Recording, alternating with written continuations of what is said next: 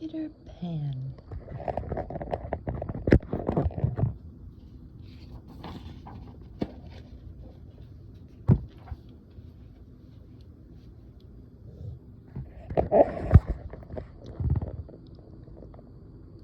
Peter Pan chose to visit the Darling house because there were people there who believed in him. Mrs. Darling believed Peter Pan was the spirit of youth. The boys, John and Michael, believed Peter was a real person. They made him the hero of all their games. As for Wendy, their older sister, she was the supreme authority on Peter Pan. She knew everything about him. Even Nana, the nursemaid, believed in Peter. Although being a dog, she kept her opinions of him to herself. Mr. Darling was the only one who didn't believe. Absolute poppycock, he blurted when anyone mentioned Peter Pan. For Mr. Darling, the last straw came when he discovered the boys had drawn a pirate map on his last clean shirt front and hidden his cufflinks. The boys explained that they had been playing Peter and Captain Hook, and the cufflinks were buried treasure, but Mr. Darling didn't want to hear a word about it. As far as he was concerned, it was all Wendy's fault, stuffing the boys with a lot of silly stories, he said. So he decreed that it was time Wendy had a room of her own. "I mean it, young lady, this is your last night in the nursery," he ordered to everyone's dismay. And since he still had a full head of steam going, he fired the dog from her job as nursemaid too, and tied her outside. Wendy was troubled by her father's outburst, especially the part when he had told her she was going to have to grow up. "But I don't want to grow up," she told her mother. "Don't worry about it any more tonight," her mother said. John and Michael were upset too about Nana, Peter Pan, and losing Wendy from the nursery. "Don't judge your father too harshly," Mrs. Darling told the children as she kissed them good night. "He really loves you very much."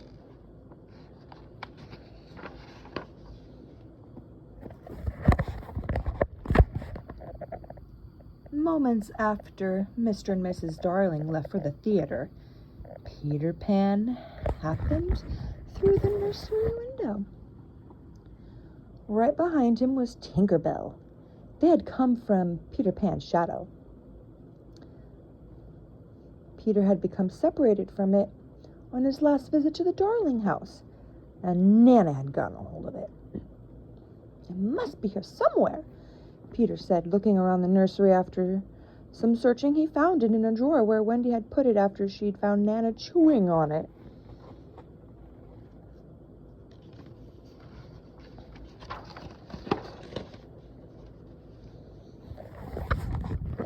The shadow didn't want to be caught. It flew out of the drawer and made Peter chase it around the room, thumping into things.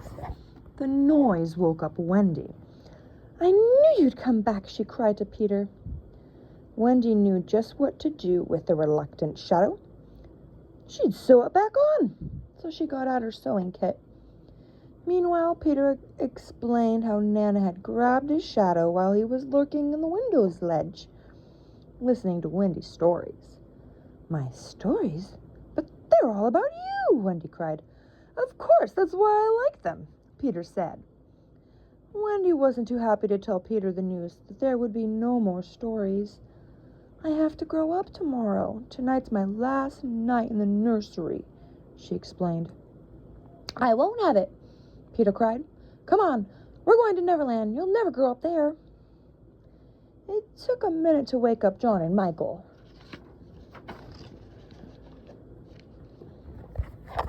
And another few minutes for the Darling children to learn how to fly. It was quite easy to do, really, as long as you had a bit of Tinker Bell's pixie dust. And they were on their way to Neverland. The island of Neverland is an extremely long distance from the city of London, or any city for that matter. But because of the pixie dust, it took no time at all before the darling children spotted it in the sea below. "Oh, Peter, it's what I've always dreamed it would be," Wendy cried.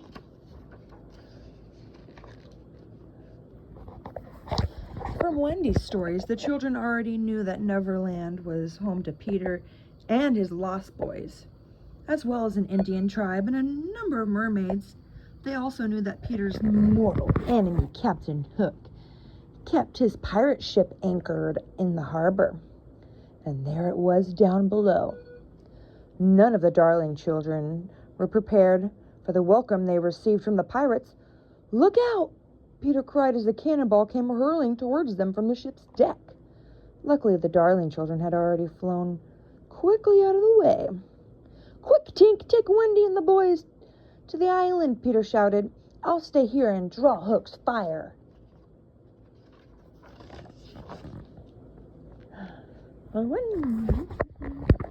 Captain Hook and Peter had been enemies practically forever. As far as the pirate was concerned, Peter was the cause of all of his misfortunes.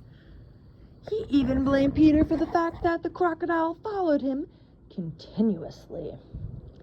The crocodile had swallowed Hook's left hand a few years earlier and had been waiting for another taste of him ever since. Fortunately, the crocodile had also swallowed an alarm clock. The tick-tock of the clock warned Hook whenever the crocodile was around. Still, Hook was scared, witless each time he saw it. He relied on Mr. Smee to keep the crocodile as far from him as possible. Hook had vowed to find Peter Pan's hideout so he could get even. He had sent his pirates to search Mermaid Lagoon, Cannibal Cove, and everywhere else. By now, the pirates were fed up. They wanted to get back to buccaneering, but Hook couldn't stop poring over the map of Neverland, desperately searching for Peter Pan. "I've got it," he finally cried, pointing to the Indian encampment. "Tiger Lily, the chief's daughter. She'll know where Peter is hiding." But before Hook could arrange to kidnap Tiger Lily, Peter and the darling children flew into view, and Hook had ordered his pirates to fire the cannon at them.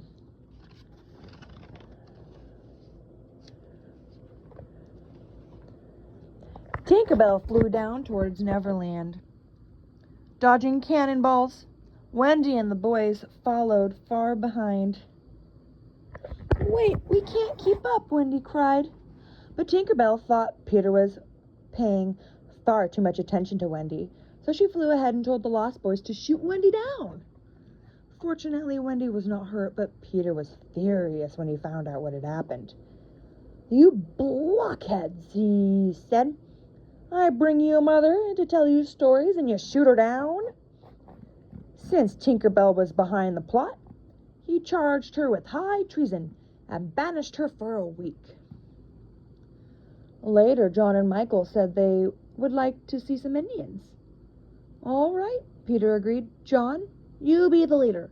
So John led an expedition of Lost Boys through the jungle.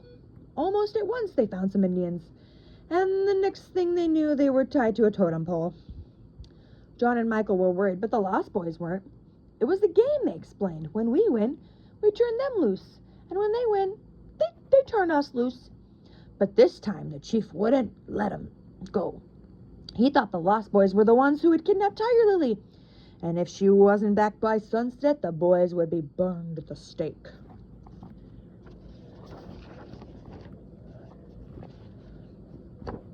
Meanwhile, Peter had taken Wendy to meet some mermaids. But the mermaids ignored Wendy completely. Instead, they flirted with Peter and begged him to tell them one of his adventures. Peter started to recount the time he had been surrounded by 50 pirates when Wendy lost patience. "Oh, Peter," she interrupted. "Who's she?" one of the mermaids asked. "What's she doing here?" said another. "And in her nightdress, too," a third remarked rudely, splashing water on Wendy's nightie. Other mermaids tried to pull Wendy into the water. She was about to smack one of them with a seashell when Peter stopped her. "You're just having a little fun, weren't you, girls?" he said. "That's all we were trying We were only trying to drown her," one of the mermaids said. "Well, if you think for 1 minute," Wendy started to say, but Peter put his hand over her mouth. He had just noticed Captain Hook and Smee rowing off in the distance towards Skull Rock, and they had Tiger Lily with them.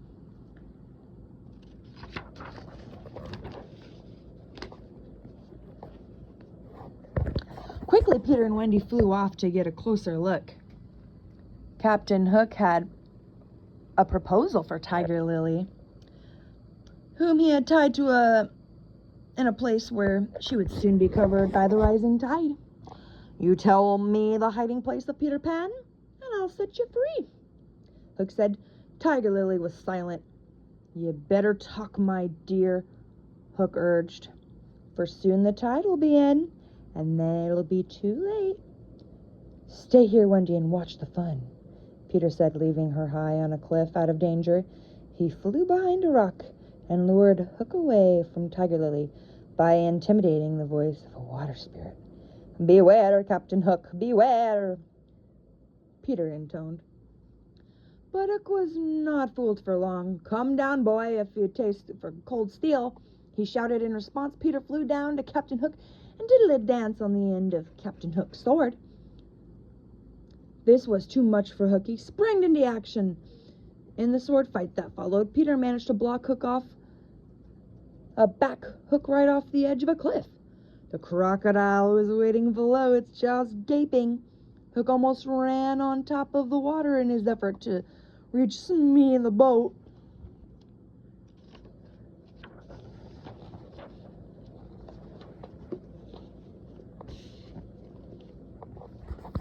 Peter and Wendy rescued Tiger Lily and took her back to the Indian camp.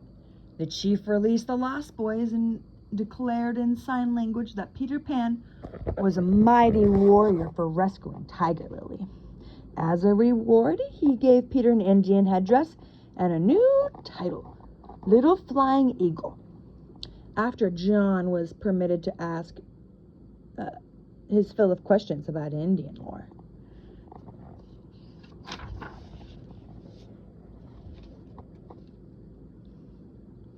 Meanwhile, Smee had managed to pry Hook loose from the jaws of a crocodile and rowed him back to the ship, with the crocodile snapping behind them all the way. The terrible ordeal had exhausted Hook. He was seriously considering giving up on getting even with Peter Pan. He would go back to his normal life, scuttling ships and cutting throats. But then Smee told him about the rumor that was going around. Tinkerbell was jealous of Wendy, and she had tried to kill Wendy, and Peter Pan had ended up banishing the little pixie. "That's it, Smee! That's it!" Hook shouted. Quickly, he dispatched Smee to find Tinkerbell. Smee found her sitting dejectedly on a branch. He scooped her into his cap. "Begging your pardon, Miss Bell," he said, "but Captain Hook would like a word with you." Hook was devious. He told Tinkerbell that he admitted defeat and he was leaving the island for good.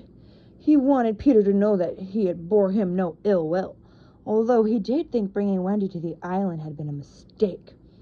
"Rumor has it that she already has come between you and Peter," Hook said slyly. Tinkerbell burst into tears, and Hook pretended to be sympathetic. Then, as if just thought of the idea, he offered a solution to her problem. "We'll Shanghai Wendy," he said. "Now, if only we knew where Peter lived." Tinkerbell agreed to show Hook the location on the map if he promised not to lay a finger or a hook on Peter Pan. Captain Hook gave his word, and Tinkerbell traced the path to Peter's hideout on the map. Hook thanked Tinkerbell, then trapped her inside a lantern.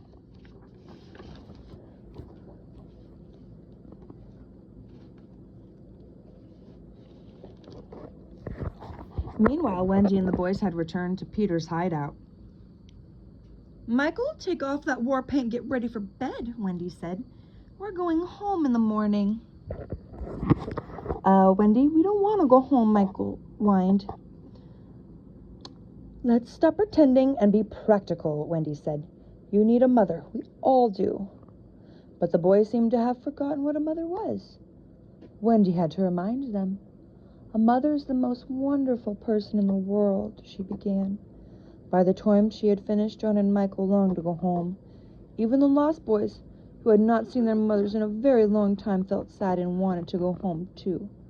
So they all decided to leave Neverland that very night. Peter was the only one who wanted to stay in Neverland. Go back and grow up, he told the others. But I'm warning you, once you grow up, you can never come back. As the boys marched out the door, Wendy stayed behind for a moment. She wanted to say goodbye to Peter, but he just turned his back on her.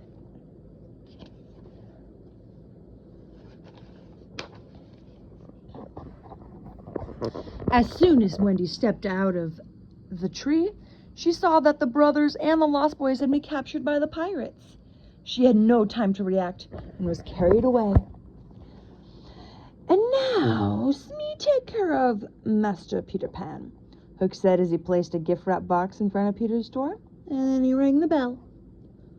But Hook had given his word to Tinker Bell that he would not lay a finger or a hook on Peter Pan. And Captain Hook never breaks a promise, he said.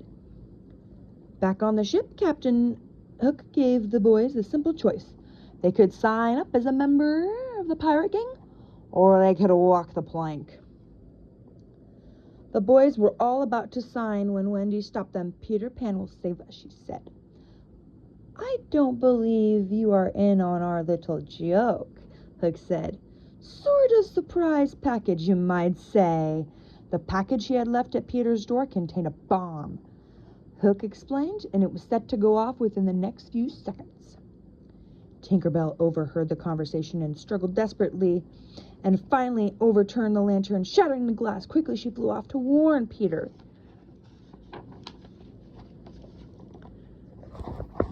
Peter had found the package and read the note on it. To Peter, with love from Wendy. Do not open till 6 o'clock. The clock on the wall of his underground home said 12 seconds to 6. But Peter couldn't wait any longer. He was untying the ribbon when Tinkerbell flew in. Hi, Tink, look what Wendy left, Peter said. The pixie tugged at the package, trying to get it away from him. Hey, stop that. What's the matter with you? When... Peter cried. Tinkerbell jingled furiously. Hook, a bomb? Don't be ridiculous, Peter said. And then he noticed the smoke coming out of the package. Kaboom! The force of the explosion rocked the ship in the harbor. Hook removed his hat and bowed his head for a moment. So passeth a worthy opponent, he said. Then he turned to Wendy. Which will it be, the pen or the plank? We'll never join your crew, Wendy replied. As you wish, said Hook. Ladies first, my dear. Wendy said, Goodbye, boys, and she walked off the edge of the plank.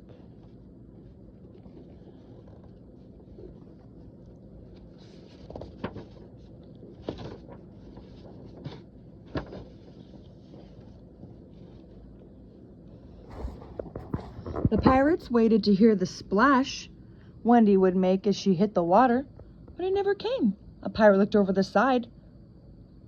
Not a blooming ripple, he said. It's a jinx, that's what it is. It wasn't a jinx, it was Peter Pan. He had arrived just in time to save Wendy. They listened to the pirates' conversation from their perch on an anchor chain. Then Peter flew Wendy to the safety of a crow's nest and turned towards the pirates. He had business to conclude with Captain Hook.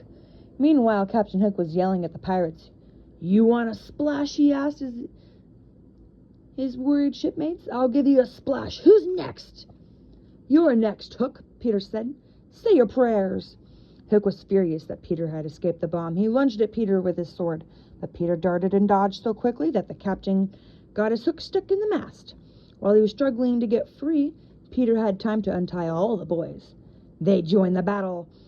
Down, you blackguard! John yelled, whacking a pirate with his umbrella. Peter Pan and Hook fought along the mast. Every time Hook got close, Peter would fly away. You wouldn't dare fight old Hook man to man, the captain taunted. You'd fly away like a cowardly sparrow. Peter hated being called a coward. He gave his word that he would fight without flying. No, Peter, it's a trick, Wendy shouted. Peter ignored Wendy's warning and fought on. Hook backed him into the end of a yardarm, and Peter nearly fell off. Wendy couldn't stand to watch. She covered her eyes. Below, the crocodile waited patiently. Then Peter grabbed the skull and crossbones flag and tangled Hook in it. Now the pirate was at his mercy. Kill him, the boy shouted. Hook groveled. Oh, go away forever. I'll do anything you say. All right, Peter said. If you say you're a codfish. I'm a codfish, Hook said. So Peter told Hook he was free to go. Then as soon as Peter turned his back, Hook raised his arm to strike him with his hook. He missed and lost his balance. The crocodile was ready for him.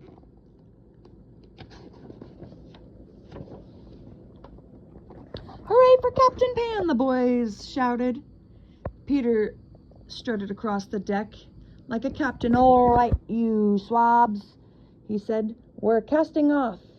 Heave those halyards. The boys scrambled back into the rigging. Peter, Wendy said. Oh, it's Captain Pan, she stuttered. Could you tell me, sir, where are we sailing? London, madam, Peter replied. John, we're going home, Wendy cried joyfully. While the lost boys raised the anchor, Peter called to Tinker Bell. Pixie dust, he ordered. Tinker Bell saluted and sprinkled pixie dust all over the deck and rails. The pirate ship began to glow, and then it rose slowly from the water until Neverland was far below. When Mr. and Mrs. Darling got home, they were puzzled to find Wendy asleep on the window seat. Oh, Mother, we're back, she said when they wakened her. All except the Lost Boys. They weren't quite ready to grow up. That's why they went back to Neverland. But I am, she blurted. Her parents were completely confused. Ready to grow up, she explained. She told them all about Tinker Bell and the mermaids and being saved by Peter Pan and calling Captain Hook a codfish until Mr. Darling concluded that perhaps she wasn't ready to grow up after all. Perhaps we were a bit hasty, he said as he turned to leave the room. I'm going to bed. He really is wonderful, isn't he? Wendy said as she looked out the window. See how well he sails the ship? Mrs. Darling glanced in the direction of Wendy's gaze. Then she called for her husband to take a look. Mr. Darling stared at the ship for quite a long time. Finally he said, You know, I have the strangest feeling that I've seen that ship before. A long time ago when I was very young.